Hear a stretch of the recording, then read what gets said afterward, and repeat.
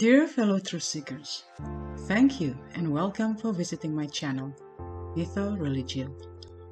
MythoReligio is a series of books about religious comparison studies between the stories in Judaism, Christianity, Islam, Hinduism, and Buddhism, directly from their sacred books and world mythologies. The purpose is to retrace the prehistory of humanity, since I'm not fully satisfied with either the explanations from the point of view of creationists nor evolutionists. There are so many missing links in both explanations. If you feel the same, then you are on the right channel. In this book series, I'll also analyze about the prehistory of humanity from the modern scientific point of view and other alternative theories, such as the ancient alien theories and Atlantis or Lemuria legends. After thorough research of circa 30 years, I recognize many similarities between all religious stories and even mythologies. And surprisingly, some of them are in accordance or even beyond modern science that have been proven as correct. Thus, I came to the conclusion that all religions must have come from the same source. And these stories, although heavily jumbled up, are actually telling one mega story, the true prehistory of our common ancestors. This story is quite different than what we have been told to believe and will truly blow your mind, as it is more fascinating than our imagination. The videos uploaded in this channel are a part of this book series. For deeper analysis that leads to the above conclusion, kindly read the books that are available in ebook format in my website, MythoReligio.com, or the physical books at Amazon.com in color or black and white version. The Mahabharata.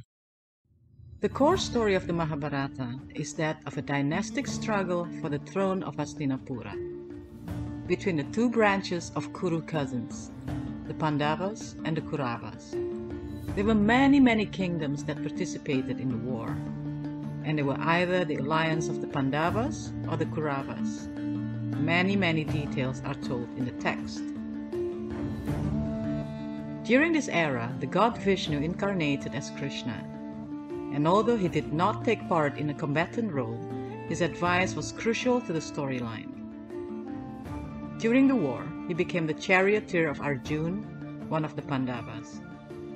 So here's the story in the most simplified manner.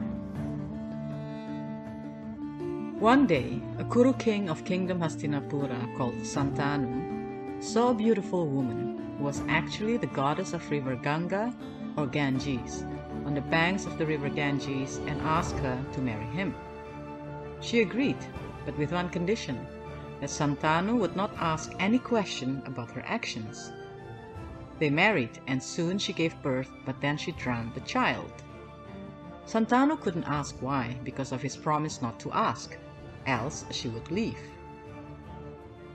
One by one, 7 children were drowned in the river Ganges. Santanu couldn't hold his curiosity any longer and asked her why she killed the children when she was about to drown the 8th child. She explained that those children were sages who were destined to be born by her, and she killed them to release them from earthly reincarnation. After the explanation, she left. However, she left the 8th child alive, and this child was named Bhisma. Many years later, when King Santanu went hunting, he fell in love again with Satyavati. According to the Puranas, she was a daughter of a king and a fish, who was actually a female spirit, who was later adopted by a fisherman. As a young woman, she met a wandering rishi or a sage, by whom she had a son born in secret called Vyasa. Santanu asked Satyavati to marry him. However, her father, the fisherman, refused to consent to the marriage unless Santanu promised to make the future son of his daughter an heir to the kingdom. To resolve his father's dilemma, Bhisma, the king's first son, agreed to relinquish his right to the throne.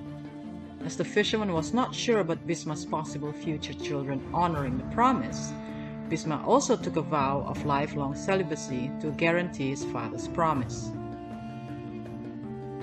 Santanu had 2 sons with Satyavati. The first son died young. The second son had 2 wives. But he also died before having any children. So, Satyavati asked her first son Vyasa, the secret son from the sage, to perform niyoga with the widows of her 2 sons. Niyoga is an ancient Hindu tradition in which a woman whose husband either incapable of fatherhood or has died without having a child would request another man to help her bear a child. Similar traditions are referred to in the Old Testament as levirate marriage, as in the story of Tamar, the daughter-in-law of Judah, son of Jacob. Thus, one of the wives gave birth to a son called Dhritarashtra, who was born blind, and the other gave birth to Pandu, who was born pale and unhealthy. Due to the physical challenges of these 2 children, Satyavati asked Vyasa to try once again. But the 2 widows sent their maid instead to Vyasa's room, and another son was born who was healthy and wise, named Vidura.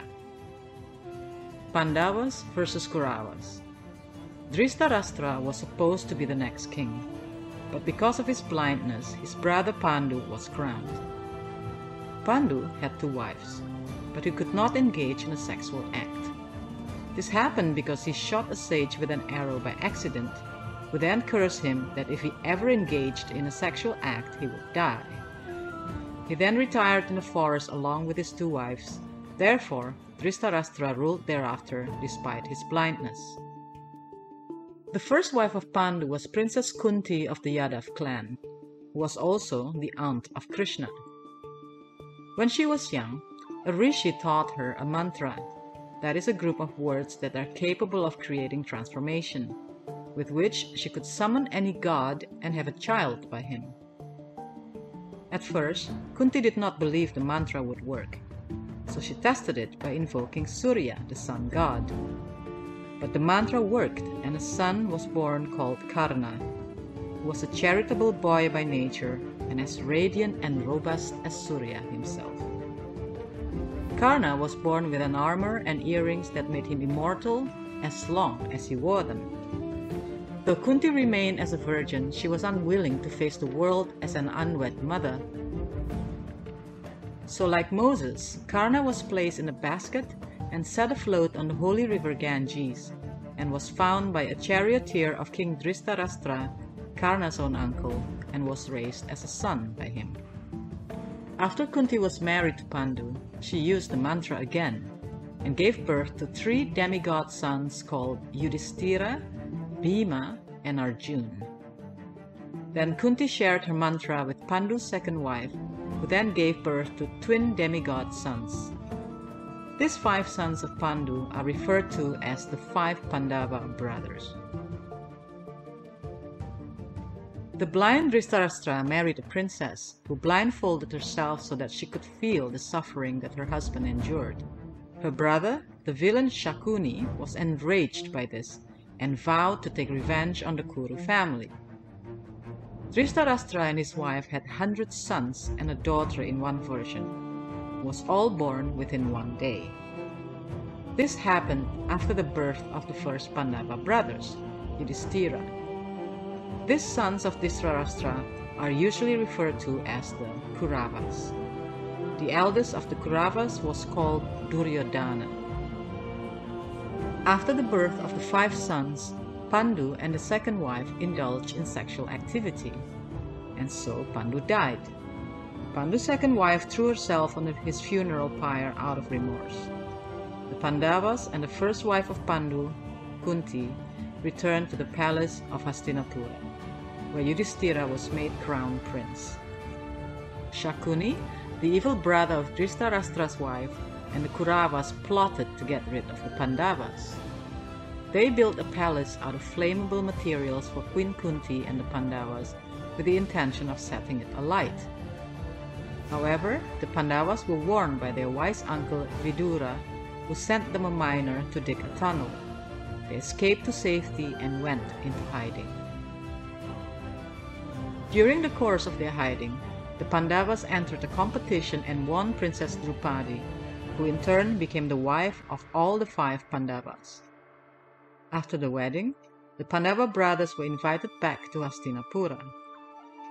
The Kuru family elders and relatives negotiated and finally decided to split the kingdom into 2, with the Pandavas obtaining a new territory called Indraprastha. However, neither the Pandavas nor Kauravas were happy with the arrangement. The Pandavas had a beautiful new palace built for them, architected by an Asura, a power-seeking deity.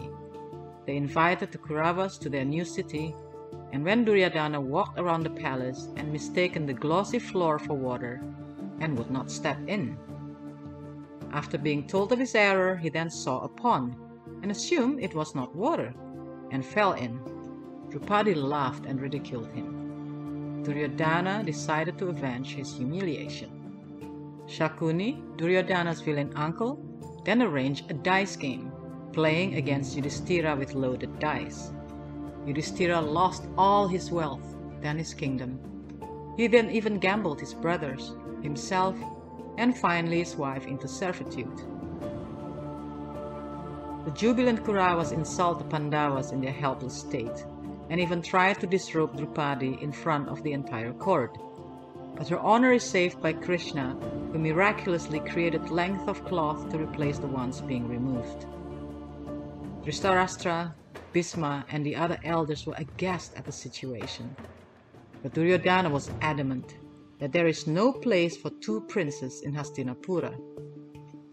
So, against his wishes, Dhritarashtra ordered for another dice game, but the Pandavas lost again and were required to go into exile for 12 years, and in the 13th year must remain hidden. At the end of their exile, the Pandavas tried to negotiate a return to Indraprastha. However, Duryodhana objected. They were discovered while in hiding, and that no return of their kingdom was agreed. War became inevitable. The Kurukshetra War. During the Kurukshetra War, many kingdoms participated. They were either the alliance of the Pandavas or the Kauravas. At the beginning of the war, Bhisma, the son of King Santanu and the goddess Ganges, was the supreme commander of the Kauravas. Bhisma fought reluctantly on their side. Nevertheless, he gave it his best effort. In this war, Bhisma vowed not to kill any of the Pandavas, as he loved them, being their grandsire. Duryodhana often confronted Bhisma, alleging that he was not actually fighting for the Kaurava camp, as he wouldn't kill any Pandavas, but would let them kill Kauravas. But in fact, Bhisma and Karna were the strongest barrier that had protected the Kauravas' camp from impeding defeat. The war was thus locked in a stalemate. As the Pandavas mulled over the situation, Krishna advised them to visit Bhisma himself and request him to suggest a way out of the stalemate. Bhisma knew in his heart that the Pandavas were righteous and chaste, and that he stood as the greatest obstacle in their path to victory. When the Pandavas visited Bhisma, Bhisma told them that if faced by a woman in battle, he would cease to fight and not lift weapons against her. The Pandavas were initially not agreeable to such a ploy, as by bringing a woman to the battleground they would disgrace themselves, but Krishna suggested a clever alternative. Thus, on the next day, the 10th day of the battle, a woman warrior, a reincarnation of a woman who was rejected by Bhisma for marriage due to his oath of lifelong celibacy, accompanied Arjuna on his chariot, and they faced Bhisma, who put his bow and arrows down. Was then felled in battle by a reluctant, ashamed, and tearful Arjuna, pierced by innumerable arrows. As Bhisma fell, his whole body was held above the ground by the shafts of Arjuna's arrows, which impaled him from his back and through his arms and legs. Seeing Bhisma laid on such a bed of arrows humbled even the gods watching from the heavens, silently blessing the mighty warrior. Bhisma laid on the bed of arrows until the end of the battle, bound by his vows, and chose to die only after learning that the Pandavas had won. At the end of the 18-day battle, all the Kauravas were killed. Karna, the oldest half-brother of the Pandavas, who was the son of Kunti and the sun god Surya, was killed by an arrow of Arjuna, among others because he gave his armor and earrings that made him immortal due to a trick that was suggested by Krishna, who wanted the virtuous Pandavas to win the war. Karna's death was already foretold long before the event. All the Pandavas and Krishna survived. After the battle, the Pandavas ruled their kingdom for a while, then they decided to renounce everything. Clad in skins and rags, accompanied by a stray dog, they retired to the Himalayas and climbed towards heaven in their bodily form. The death of Krishna. The mother of Kauravas, who had lost all her sons, cursed Krishna to be a witness to a similar annihilation of his family. For though divine and capable of stopping the war, he had not done so. Krishna accepted the curse, which bore fruit 36 years later. At a festival, a fight broke out between the Yadavas, Krishna's clan, who exterminated each other. Krishna took the remaining of his Yadava subjects to the beautiful city of Dwaraka and established his own kingdom there. After the death of Krishna, the city was destructed by sea and finally submerged. According to one version of the story, before his death, Krishna retired into the forest and sat under a tree in meditation. There are several versions of his death. Some say Krishna ascended to heaven. Another narrates the story that a hunter mistook his partly visible left foot, some say his heel, for a deer, and shot an arrow, wounding him mortally. According to Puranic sources, Krishna's disappearance marked the end of Dwapara Yuga and the start of Kali Yuga, which is dated to 3102 BCE. Sri Kalki, the 10th Avatar. Hindus believe that Krishna, like Jesus and Imam al-Mahdi, will return as the final or the 10th avatar of Vishnu to end the present age of darkness and destruction, as Sri Kalki, riding on a white horse, holding a flaming sword to battle Kali and her dark forces. Kali, the reigning goddess of Kali Yuga era, is the nemesis of Sri Kalki. According to Vishnu Purana book, Kali is a negative manifestation of Vishnu who perpetually operates in this world as a cause of destruction, along with her evil extended family. During this battle, the world will suffer a fiery end that will destroy all evil, and a new age, Satya Yuga, will begin. The end of Kali Yuga is foretold as follows. Flowers will be begot within flowers, and fruits within fruits. Then will the Yuga come to an end, and the clouds will pour rain unseasonably when the end of the Yuga approaches. It ends with something similar to the Judgment Day in the Abrahamic religions.